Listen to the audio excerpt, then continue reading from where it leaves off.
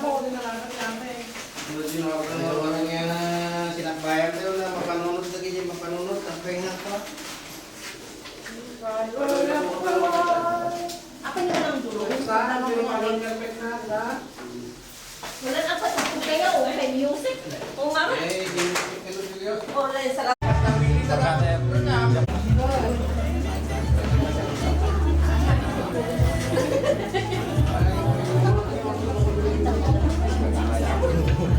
May mga upuan pa yata dito sa Mexico, dun sa ano.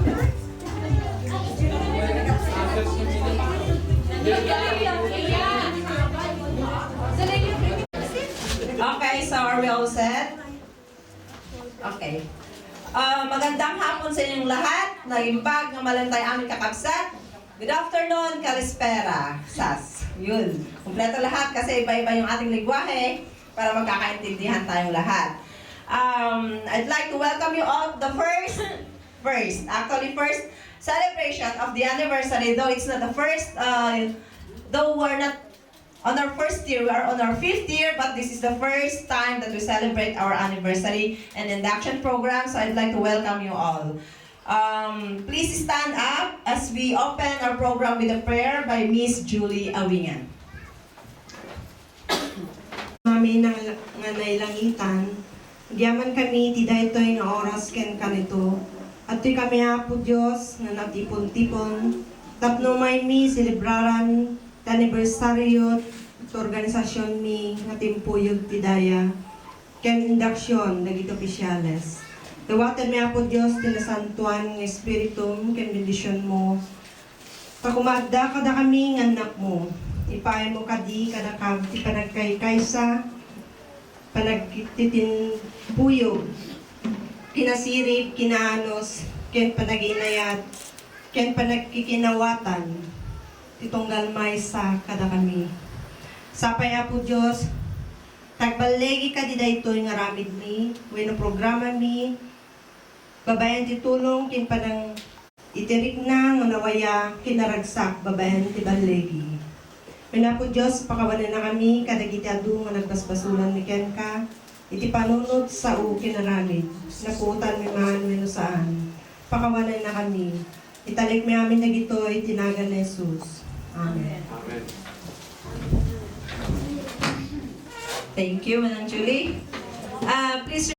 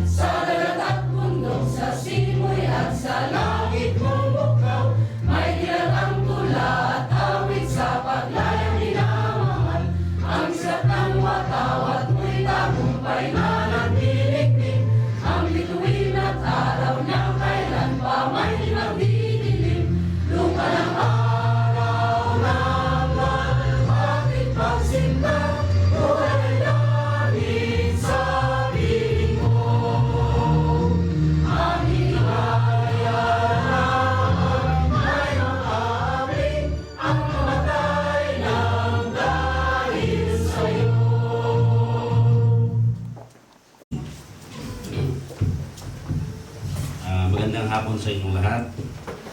Iginagalang namin Welfare Officer Athens, Mrs. Leonor C. Mabagal at kanyang mga kasama, sa mga pumuhin, mga kaibigan, mga kapwa kong miyembro ng Timpuyog Tidaya. Magandang hapon sa inyong lahat. Ang ating asosasyon, ang Timpuyog Tidaya, ay nasa ika-5 taon na. Mabilis lumipas at punong-puno ng mga kaganapan. Masabi kong sa 5 taon na yun ang ating asosasyon ay naging matapat sa ating mga hangarin, lalong-lalo na sa pagbigay ng tulong o mga benepisyo sa ating mga kapwang nangangailangan. Naging aktibo din tayo sa partisipasyon sa taonan at sambayanan selebrasyon ng ating araw ng kalayaan dito sa Gracia. Gayon din ang ating pagkipagkoordinasyon sa mga ibang organisasyon ng mga Pilipino dito sa atin. Kaya narapat lamang na tayo ay magsaya at magpasalamat at magdiwang dahil sa ating pagkakaisa at sa tulong ng ating Panginoon, nandito tayo ngayon.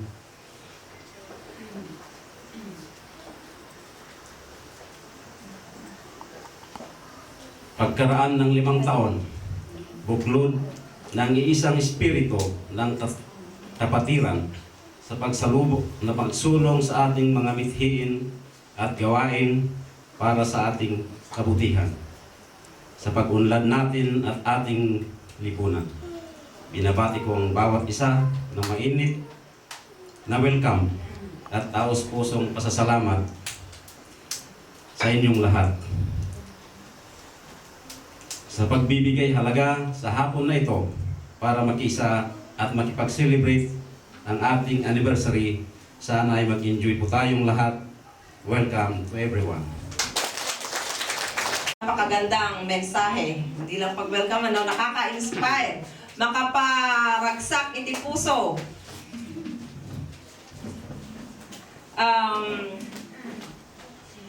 Kakabsat, ngayon naman, manunood tayo ng isang traditional dance galing sa Cordillera, at the foot of the Cordillera Mountains. Yon. To bring home her body. In this situation, that we felt the need for an organization so that if someone needed help, there is an organization where we can run to. From then on, we started meeting weekly to set up and formalize the founding of the said organization. We started drafting the constitution and bylaws, and on May 6, Kidaya, there were 22 of us who committed to the group that's called the founding members. Timpuyog means unity or cooperation. Daya means east or interior area from the town center or towns and provinces located to the slopes or higher grounds of the Cordillera ranges of northern Luzon.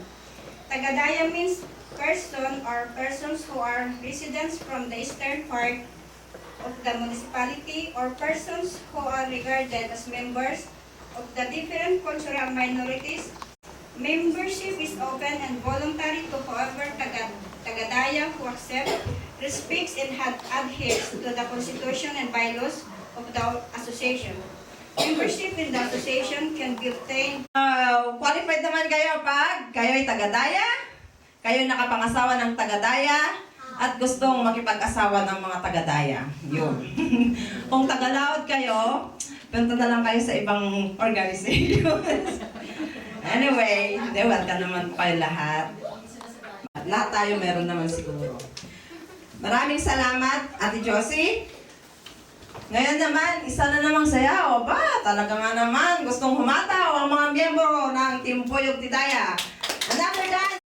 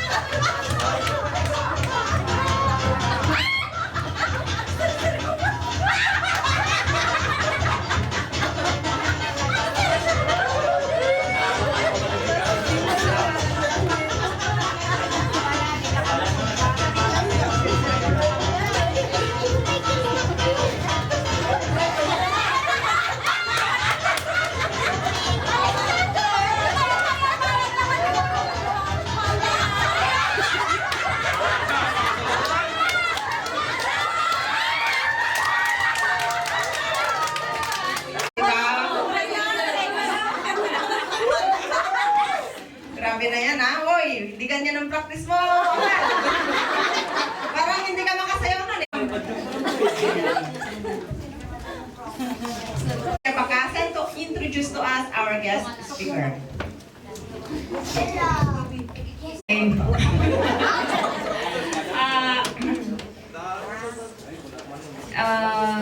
Gusto kong magtagalog na lang tayo kasi in honor of our sa nalalapit nating diwang ng ating kalayaan dito. Subukan nating gumamit ng ating sariling wika. Subukan lang. Alam kong nasanay na tayo sa pag-i-English. Kaya lang itong mga pagkakataon nito, ako rin mismo medyo baloktot din. Kaya lang, subukan lang natin. Kasi kung hindi sinusubukan, lalong hindi umaayos ang ating mga pagtatagalog. Anyway, mapalad ang tayo dahil sa araw na ito, binigyan ng nagpaunlak ang ating napakabising welfare officer ngayong hapon na ito. Kasi kagagaling lang ng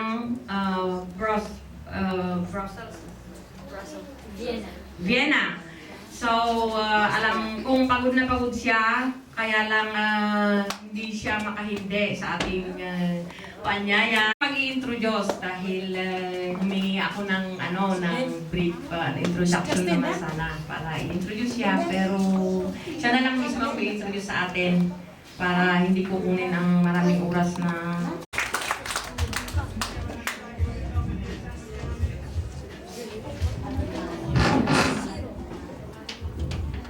Maraming salamat, Ms. Bilya. Unang-una sa na bagong presidente sa Timpuyog, Tidaya, si Mr. Daniel Kidangin. Of course, sa lahat ng mga incoming to the new set of officers and to all the outgoing officers of this association. Magandang hapon sa inyong lahat. Sabi ni Ms. Bilya ay ako na. Ang ating mga peace officers. Si Miss Marina Gallego, Maridela Canaria, Miss Rebecca Sumaui. Para naman po sa Cormigal membership, Rosemary Madriaga, Josie Pangispan, Johnny Marcos at Poreza Navarro. At ang ating advisor, automatic na po yung ating